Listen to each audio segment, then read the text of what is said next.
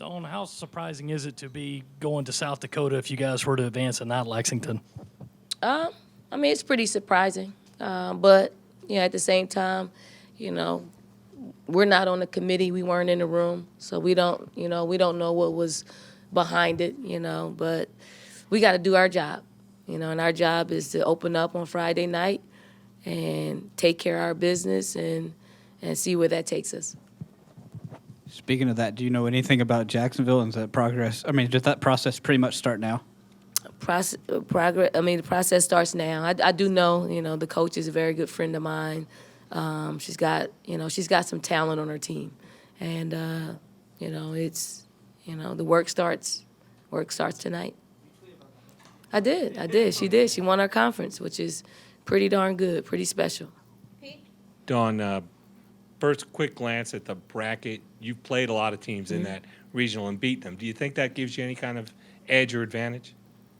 Well, I think it's helpful in that you're familiar. We're not starting from scratch if we get to meet those teams that we've played before. So, I mean, it's favorable in that sense where the competition is familiar to us. Anything else for Coach? Dawn, just looking at how you guys finished the SEC tournament, really playing to the top of your game, how do you bottle that up over the break and then take it into Friday and then carry it through the next, hopefully, 5 games? Well, we keep our foot on the gas. It was high intensity, high energy. We're demanding them to pay attention to details. We put them in special situations. We've scrimmaged. So we want to stay as fluid as possible offensively, and our players are really locked in. And also, Dawn, with Kentucky being placed as a 3rd seed in Lexington, does that just seem kind of, hinky to you? I think if you look at last year, they kept us in a geographical region in Greensboro. I guess that's the concept behind Kentucky being in Lexington. In the back here to Joe. Coach, you guys have traveled far away before to play in different regions.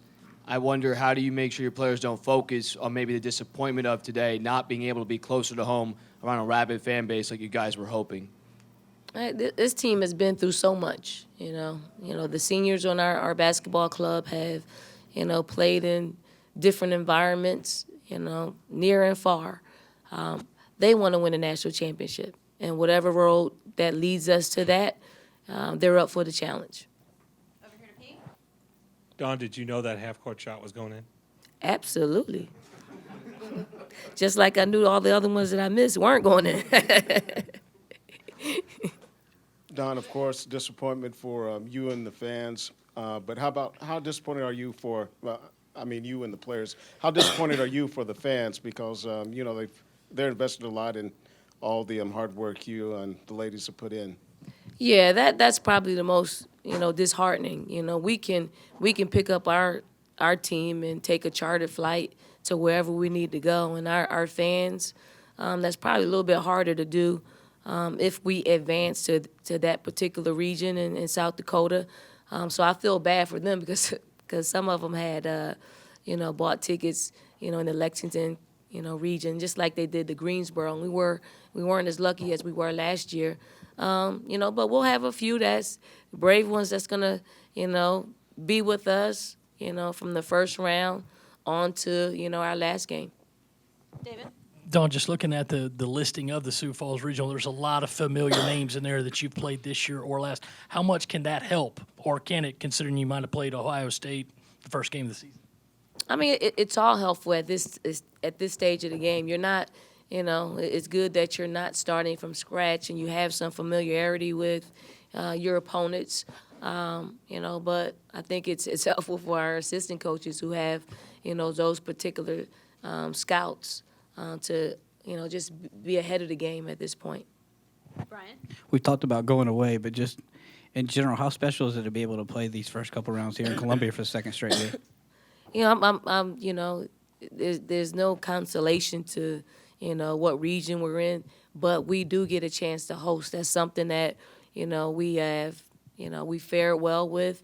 last year, and it's a great opportunity for us to, come together one more time in this arena, and to continue to show the nation why we have the best fans in the country. And I don't know many places that will sell out the first round, but that's what I'm going to push for our fans to do that. Do that for us and for them and for the rest of the country. In the back here to Alyssa. Coach, down in Jacksonville, the girls got really fired up watching SEC Network pick Kentucky to upset them. When they made the comment that it was UConn's tournament, everyone else was just invited to it. Were there any mutterings among your players out there today? No. I think it is UConn's tournament to lose. They've been pretty successful, for the last 3 years. But on any given day, in any given year, and that's what everybody, the other 63 teams are thinking. I know, the young ladies that I represent like their chances. Anything else for Coach Staley today? One more, David. Don, you look at the season that you've had. It's been really memorable, very historic. But fair or unfair, you guys are going to be judged on what you do these next 6 games. You're familiar with the pressure, but is it ratcheted up a bit this year, having gone 19-0 in the SEC? No, I mean this team has taken one game at a time. We've played through good basketball, bad basketball, but for every one of them besides one, we've been winning. And that's the feeling and that's the emotion that we want to carry into this postseason play. And regardless of where we end up, I know this team is going to give everything they have. And that's all you can ask for, from our young people. Brian. Kind of staying with that, a record-tying 9 SEC teams got into the NCAA tournament. Went 19-0 against. What does that say about the SEC, number one, and number two, about your team? 9 SEC teams means that, through beating each other up, all season long, we got rewarded. It's the toughest league to play in. I'm so glad that we get to represent the SEC along with 8 other teams. And I'm just happy for our coaches because they've worked hard. The ones that have beefed up their schedules have won. And it's proven. Once you do that, you put yourself in a position to, get your school called, on Selection Monday.